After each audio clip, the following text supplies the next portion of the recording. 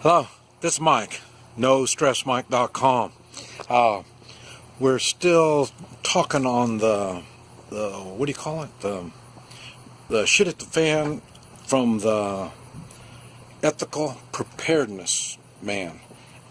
He makes some good videos. His link is down below.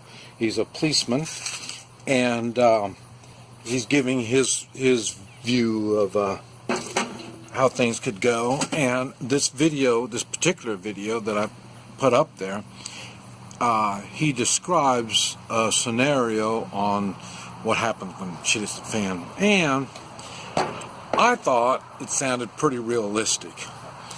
And this is why I put it up, and it gives you an idea, gives you a time frame on what's going on and this type of stuff. And but anyway, now what we're going to talk about is if you're out of the state from where your home is, or out of the country, such as myself. When you're looking at that video, you'll see it started in the morning. There was a couple of car bombs in New York City, and a couple more and about 15-20 minutes later there's a couple more in LA, and then there's shooting and just all kinds of stuff. It just started snowballing. And what happened is every kook there is started jumping on the bandwagon. All the snowflakes are gone. Anybody, and because you got to remember, the goal is to get rid of what I would say to the United States. God first, we the people is second, the Constitution is third, and they all work together. You can't have one without the other. And so, already you see the education system, the way it's set up, and, taking 10 commandments, away from places and stuff like this. They're trying to get God out of it. And this is why you see so many immoral acts going on. Okay, so in other words, they're taking the God out. And we the people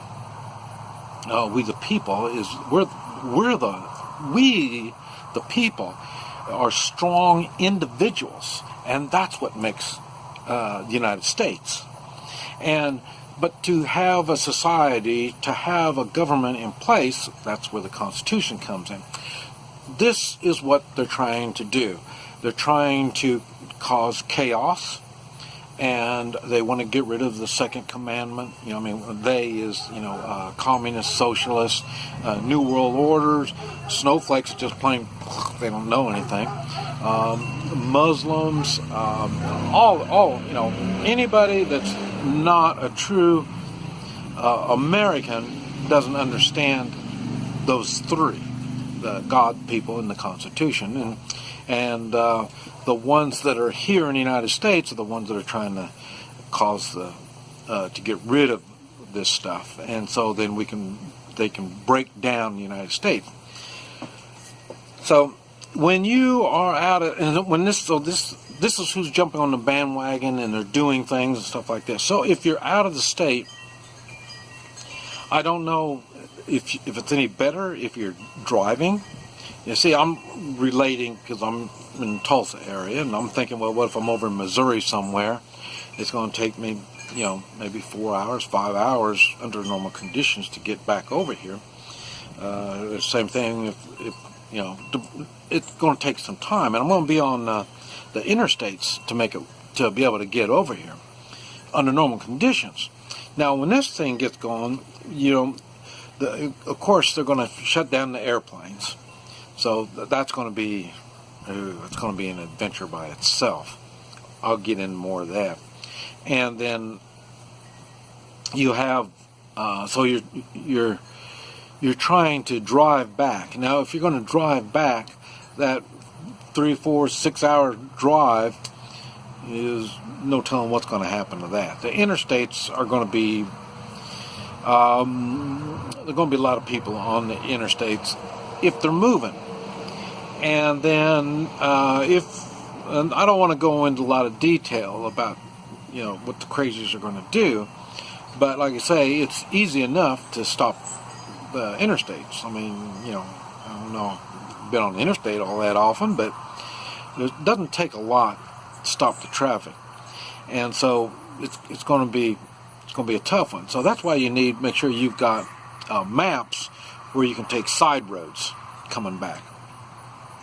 And hopefully you don't have to cross the city to get to your wherever it is that you live. And but I would say for me, I don't have the patience. So when shit hits the fan, I want to take the first step, take care of the family, get to my house where I can get all the stuff that I need, and then start making arrangements what I'm going to do after that. So if I was out of state, I would be coming. But it may be also something you may want to just kind of sit back and let all the crazy stuff get over with. But the way this scenario was playing out, it doesn't look like it's going to be doesn't look like it's going to just stop. Like I say, everybody started getting involved, and so making more and more bad things happen. So, and once they get lines drawn, in other words, they're going to start controlling certain neighborhoods, certain roads, highways, this type of stuff. It's really going to be tough to get around. And so that's why you need when you got your bag in the trunk, but you make sure you got everything you need, because it's going to be a little tough. And now, if you're out of the country, now this is one of my biggest fears whenever I leave the country, because I'm coming back. But on this scenario, this scenario, they stopped the planes within the first 24 hours.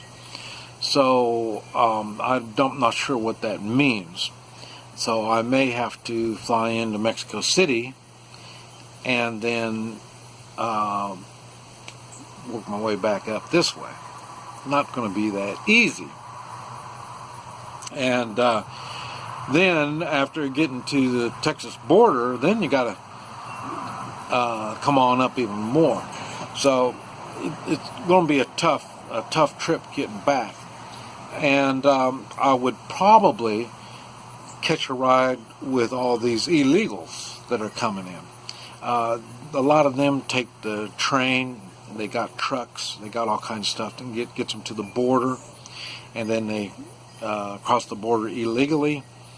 I may have to come through something like that, because they're probably going to shut the border down. They didn't mention anything in the video about it, but I would say that you need to control what's coming in and out of your country. So I'm pretty sure they probably will. So I'll probably end up coming up like an illegal.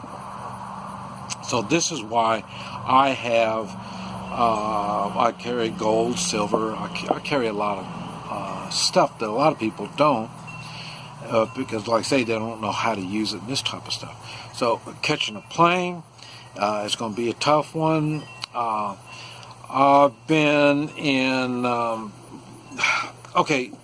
They had a hurricane in Guatemala, and they had helicopters bringing supplies to the airport. As an American citizen, I was able to get on an American helicopter, and they would take me back to Guatemala City, where I could catch a commercial flight. So you're going to have some advantages if you're an American citizen outside the country.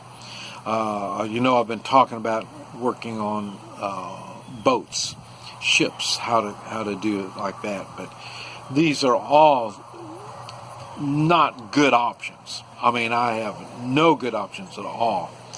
So trying to picture what's going to happen and come early is the best option.